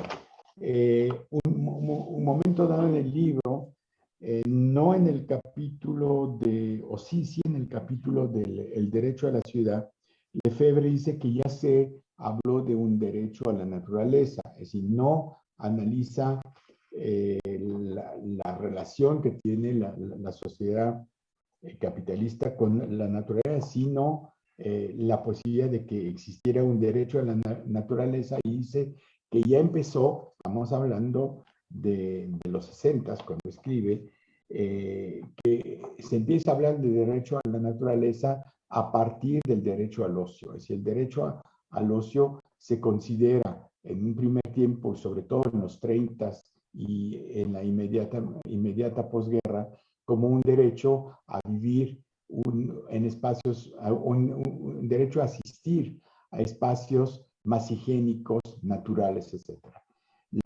El gran destino de los turistas después de la Segunda Guerra Mundial es justamente ir a la playa, ir a la montaña, integrarse en otra forma en la naturaleza. Sin embargo, no toca directamente el hecho de la destrucción de la naturaleza por la modernidad y por la industrialización, incluso la industrialización del campo, que se va a dar rápidamente a partir de los 60. Eso es lo que yo agregaría, digamos, a lo que dijo Jorge, que es bastante claro. Hay una segunda pregunta que parece más dirigida a mí, de Ángel. Dice: Marx expone en El Capital el carácter dual del valor, valor de uso, valor de cambio, y todo valor de cambio en alguna etapa del proceso de intercambio se torna valor de uso. Entonces, ¿cómo podemos primar el valor de uso sobre el valor de cambio? ¿No es contradictoria esa propuesta? ¿No seguiríamos en todo caso manteniendo nuestros esfuerzos filosóficos sin realización? Es decir, amparados aún a la Ley General de Valorización Capitalista. Bueno, ok, sí, efectivamente, la transformación, ¿no? Genera un valor de uso, pero lo que prima es el valor de cambio, ¿no? Y muchas veces, y ese es el caso de la ciudad, yo creo que lo que era un espacio común, ¿no? Un espacio que se valoriza como uso, se ha transformado en los últimos años en espacio que se cobra. Y yo estoy pensando estacionarse en una calle en la cual hay parquímetros, pagar para ciertos servicios que están en un parque, un estacionamiento de un supermercado que era un baldío. Es decir, toda una serie de elementos de la ciudad que se encontraban dentro de valores comunes se han privatizado, ¿no? Y esto introduce como finalidad suprema ya no tanto el valor de uso, sino la rentabilidad directa. Les puedo decir que aquí en Querétaro el pleito es brutal sobre el tema de los estacionamientos. Tú puedes ir a un centro comercial en un momento dado y te cobran, y después, unos meses después, dejan de cobrarte, levantan las plumas, desconectan las máquinas que te dan ticket, boleto, y finalmente vuelve a haber un amparo y se vuelve a dar. Yo creo que aquí la lógica es que deberíamos de intentar desprivatizar los bienes públicos, ¿no? Evitar justamente esa apropiación que va desde la persona que se apropia la calle para fines personales, ¿no?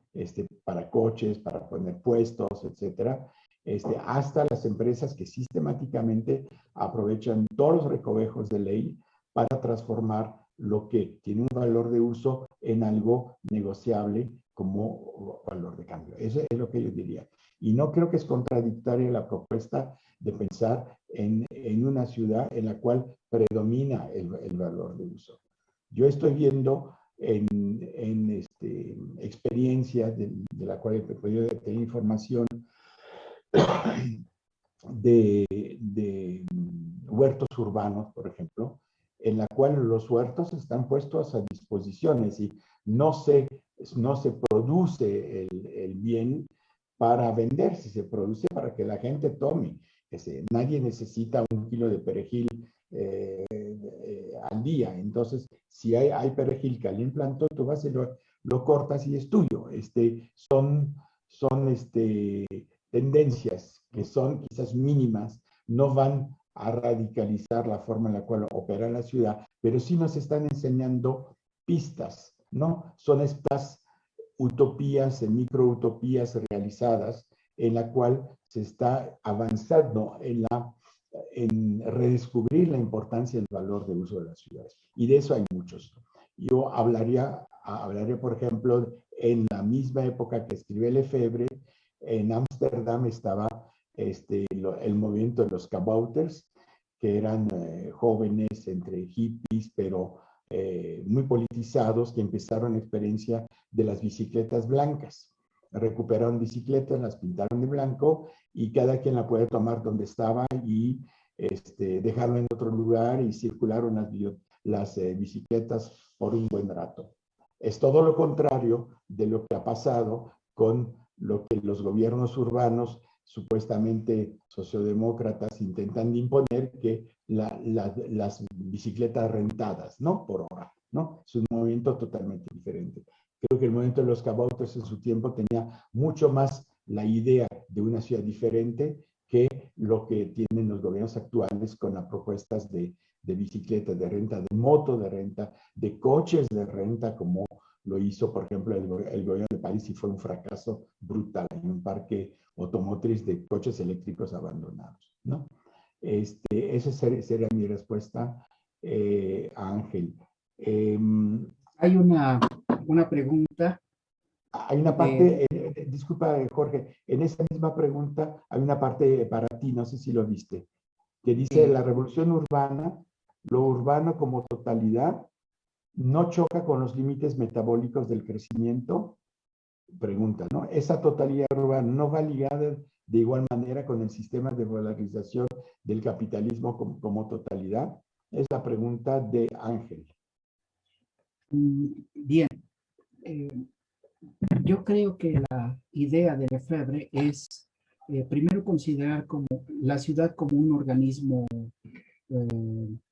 que a su vez, desde el punto de vista metodológico, se puede comprender como como un organismo vivo, como un organismo con un cuerpo, con un territorio y por lo tanto como una unidad.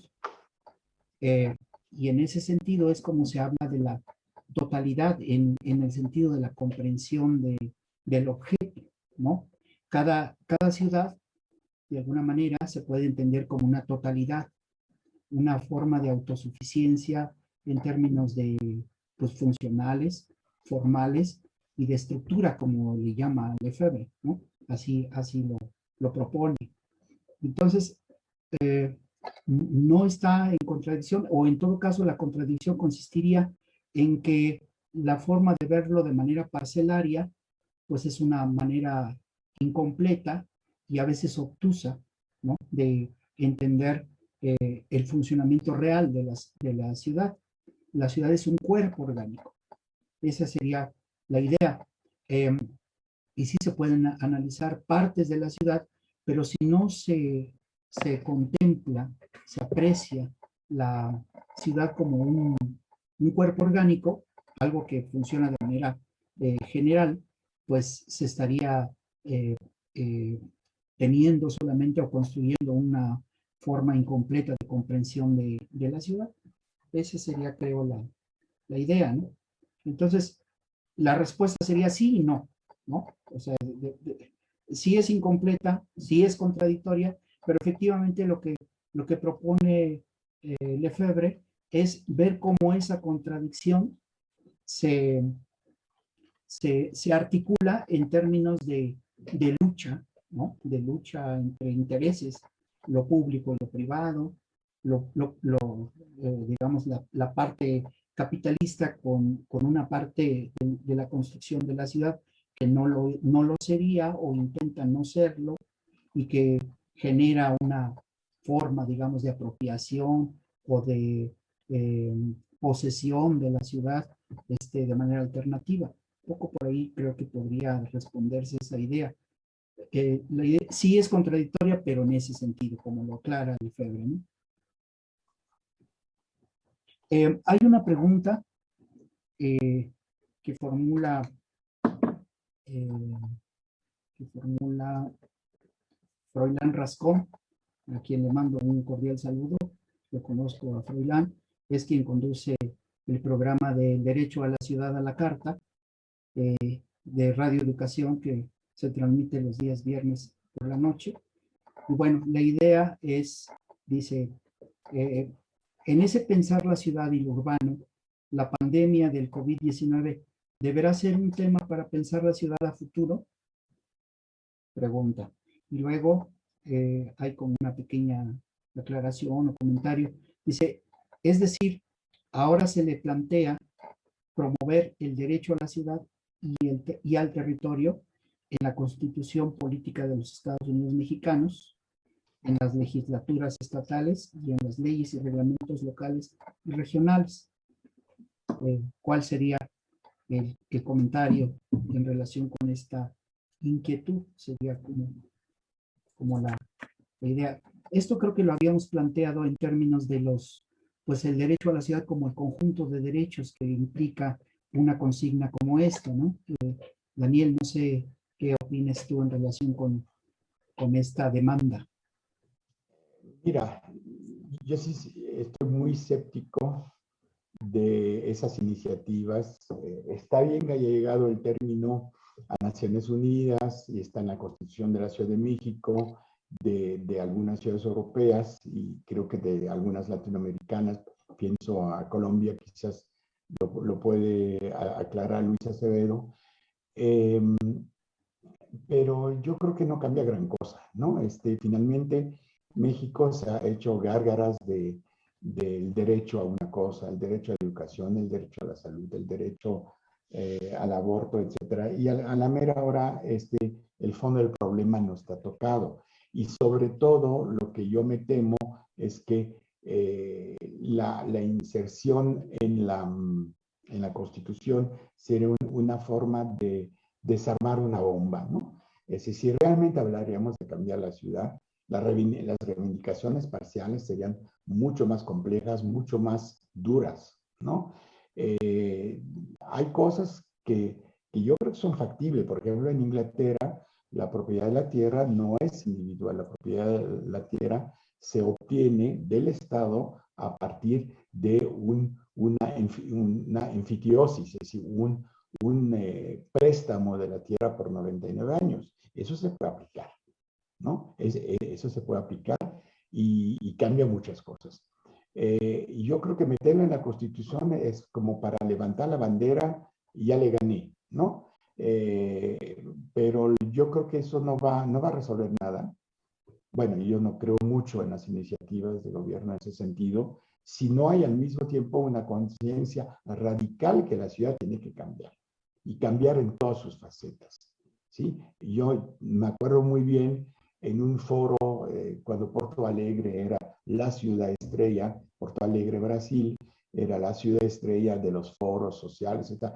Antes de eso, un evento que tuvimos en 91 y hablé con el secretario de Transporte de la municipalidad y me dijo, pues mi meta es que la gente no se tenga que desplazar, no se tenga que mover. Entonces dije, a ver, explícame bien, porque supuestamente tú eres el que empuja el transporte. Me dijo, sí, pero lo que pasa es cuántas horas estúpidas estamos perdiendo en transporte. Lo que necesitamos es organizar la ciudad para que no tengamos que transportarnos, ¿no? Y finalmente, yo creo que tiene razón, siempre me quedó esa discusión con él. Es decir, lo que tenemos que lograr, y eso es parte para mí del derecho a la ciudad, es tener acceso a las cosas cerca, ¿sí? Y no tener que tomar un maldito metro mal construido por empresarios corruptos, por supervisado y contratado por gobiernos corruptos y que finalmente genera tragedias como la que tuvimos hace poco. Entonces, para mí meter en la Constitución, la verdad, pues, que lo metan no significa nada. El problema, yo creo, más importante es que ahora el derecho a la ciudad se tendría que postular, defender, etcétera, a partir de hacer entender que necesitamos un cambio radical en el modelo de ciudad. Y no es un modelo arquitectónico en 3D. No estoy hablando de esto. No pasar a nuevas formas de urbanización como se ha planteado, por ejemplo, en las maestrías en urbanismo del TEC de Monterrey. No es esto. Estamos hablando de una revisión de fondo, del sentido, cómo en alguna forma eliminamos la propiedad de la tierra. Yo estoy a favor de los contratos anfiteóticos. Son importantísimos. Cambia radicalmente la lógica. La forma de producir la vivienda, ¿no? La forma de apropiarse de la vivienda, la flexibilidad de la vivienda, ¿no? Me acuerdo de un arquitecto belga, Kroll, en los 60, en la época que estudiaba, había hecho una construcción para estudiantes en la cual todas las paredes eran móviles y permitía de que si el estudiante a la mitad de su tiempo se necesitaba ampliarse, no se tenía que mudar, se podía ampliar haciendo negociación con los otros, etcétera. Hay muchas cosas en todos los aspectos de la ciudad que tenemos que repensar, ¿no? Los huertos urbanos también son interesantes, pero si yo voy a estar plantando para mí solito, no tiene mucho sentido. Hay una dimensión de comunes. Toda la discusión sobre los comunes, yo creo que es una discusión central cuando hablamos del derecho a la ciudad. Eso apunta, digamos, a una ciudad distinta. La tenemos que integrar al derecho a la ciudad. Bueno, eso sería mi respuesta. A ver, hay todavía... Celia Pacheco preguntaba de ese movimiento holandés y Ángel contestó, efectivamente son probos, o también tiene el nombre de kabouters. Y luego, así, a ver, Celia Pacheco, intégralo, así hace un minuto. Gracias. Justo ese tema de la expropiación para utilidad pública me interesa mucho. Desafortunadamente, hasta AMLO lo usa para el uso del aeropuerto. Creo que no muy distinto de lo que hizo Peña con los terrenos de Texcoco, subordinado e inclusive desalojándolos de sus propietarios originales. Pues sí, yo creo que aquí yo no estaba hablando de expropiación, yo estaba hablando de otro estatuto de posesión de la tierra, que ya no es propiedad, ¿no? Pero bueno, es algo que hay que trabajar. No sé si hay en el Facebook Live algo que podríamos contestar. Jorge, no sé si te han transmitido no, solo algo. tengo registrada esa pregunta.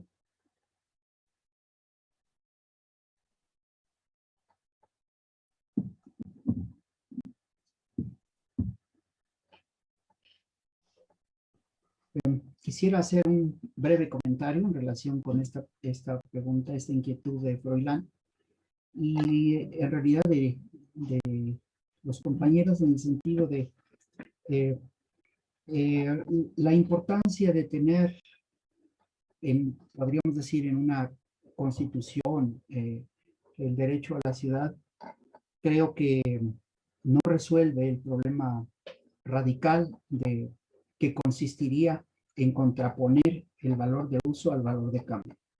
Es decir, que el derecho a la ciudad como valor de uso es la consigna general y siempre hay una tensión entre los intereses públicos, ¿no? Los intereses de del común, de la gente, del espacio colectivo con el espacio privado. Eh, esa, esa tensión se nota, por ejemplo, en este fenómeno llamado gentrificación, ¿no? Yo escribí por ahí un artículo que le llamo valor de uso contra gentrificación. Y la gentrificación no es sino el aburguesamiento del espacio. Es esta presencia de lo privado en la forma y en el contenido del espacio urbano. Pero en términos de Lefebvre, creo yo que si podríamos seguir una de sus sugerencias, primero la más abstracta y más a la vez esta abstracción concreta, como le llama él, es defender el derecho a la ciudad en términos de valores de uso. Y eso se traduce en las políticas públicas, en anteponer siempre el bien colectivo, el espacio público ante el espacio privado. Pero es una utopía a la vez. Entonces entra en ese plano de la utopía, del estira y afloja, ¿no? Ojalá que el espacio público fuera, digamos, dominado y parte de las políticas de los gobiernos locales. Entonces, en el plano, digamos, de la presencia del derecho a la ciudad como un estatuto jurídico, me parece que tiene una ventaja. El hecho de que esté en la Constitución, digamos, da lugar a que se pueda exigir, ¿no? De manera jurídica o legal. Entonces, eso se le puede exigir a un gobierno local y más estando en él, ¿no? Ese sería el caso, por ejemplo, del artículo 26 de la Constitución, donde se habla de la planeación democrática, y en este caso, en la Ciudad de México, una carta sobre el derecho a la ciudad, que si lo establece un gobierno local, bueno, pues se tienen más elementos para exigirle que sean cumplidos, ¿no? Entonces, en otras palabras, es más ventajoso tenerlo jurídicamente hablando, en el nivel jurídico, que no tener los derechos de los trabajadores, el derecho a la vivienda, el derecho a la tecnología, al internet, el derecho a la educación, el derecho a la salud, etcétera. Es mejor tenerlo que no tenerlo en la Constitución. Entonces, hay constituciones que desde luego no lo tienen, ¿no? Y bueno, y la otra cosa, la contraparte es que muchas veces el tenerlo no sirve de mucho, porque lo tenemos en el artículo 26, pero que se haga democráticamente la planeación en México, estamos lejos de eso. Y entonces lo mismo ocurriría con el derecho a la ciudad, ¿no? Creo que es conveniente que a partir de tenerlo se pueda exigir que se cumpla o que un gobierno local cumpla lo que ofrece, ¿no? No sé si nos da tiempo sí, para otra última. Ya te voy a decir una cosa, es que no estoy de acuerdo contigo con lo que acabas de decir sobre que aporta algo que esté en la Constitución. Yo sugiero algo, creo que es un tema muy importante, valdría la pena ponerla en la próxima sesión, en la cual aprovecho para introducirlo. Estamos comentando la posibilidad de trabajar sobre pues, la valorización que podemos hacer todavía de la obra de Lefebvre, etcétera. Vamos a tratar de trabajar mucho más a la limón, como se planteó, es decir, que vamos a tomar una serie de temas y nos vamos a responder directamente. Por ejemplo, este tema, vamos a decir, que acabamos de ver, lo toma Jorge y yo le contesto, ¿no? Y armar un debate. Y esto es también una invitación para que los que están asistiendo participen más a este tipo de cosas, ¿no? Hay una última pregunta que vi, la contesto en 2 segundos, que si el derecho de la ciudad, en ciudad creado, ¿cómo pensar el derecho de la ciudad en aquellas ciudades creadas para el turismo? Pues yo creo que es el perfecto ejemplo de la negación del derecho a la ciudad, negación del acceso a las playas, reserva de los mejores espacios, tiempo de transporte ridículo a la escala de la ciudad, segregación radical del espacio. Ese es algo que, bueno, no tenemos tiempo de discutir, pero yo creo que es la imagen más nefasta que tenemos de la privación del derecho a la ciudad para las mayorías, y vaya que son mayorías, mientras que lo que disfruten no saben son ni los residentes de clase media, sino realmente gente que paga y que paga desde lejos para venir a disfrutar de esto. Bien, entonces, si te parece, Jorge, cierro. Nos vemos en 15 días para los que están en el Facebook Live de la licenciatura en Ciencias Políticas, y para todos ustedes les avisamos que en 15 días regresamos al Facebook Live de la Facultad de Ciencias Políticas, como está en el póster de la invitación. En esta ocasión tuvimos que cambiar por una cuestión que estamos en proceso electoral en la facultad, y se tenía que disponer de ese Facebook Live para unas intervenciones de candidatos. Entonces, les agradecemos mucho haber estado con nosotros. Sentimos que fue una sesión provechosa. Agradecemos sus preguntas y nos vemos entonces en 15 días, mismo horario, y las mismas claves de enlace son válidas, tanto la de esta reunión de Zoom, se mantiene la misma enlace, como el de la Facultad de Ciencias Políticas, que ya tiene. Así que muchas gracias a todos. Nos despedimos. Jorge, muchas gracias también por tu Gracias a participación. ti, Daniel. Gracias a todos. Nos vemos. Hasta luego.